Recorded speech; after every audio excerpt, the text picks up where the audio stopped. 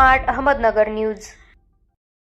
दौंड केडगाव दिनांक 22/5/2025 केडगाव रेल्वे स्थानकाचा झाला कायापालट। 22 मे रोजी अमृत भारत स्टेशन योजनेअंतर्गत पुनर्विकसित केडगाव रेल्वे स्थानकाचे उद्घाटन ऑनलाईन व्हिडिओ कॉन्फरन्सद्वारे देशाचे पंतप्रधान नरेंद्र मोदीजी यांच्या शुभ हस्ते करण्यात आले, तर केडगाव स्थानकावर उभारण्यात आलेल्या कोनशिल्याचे अनावरण दौंडचे आमदार राहुल कोल यांच्या हस्ते करण्यात आले। दौंड प्रतिनिधी प्रथमेश गायकवाड।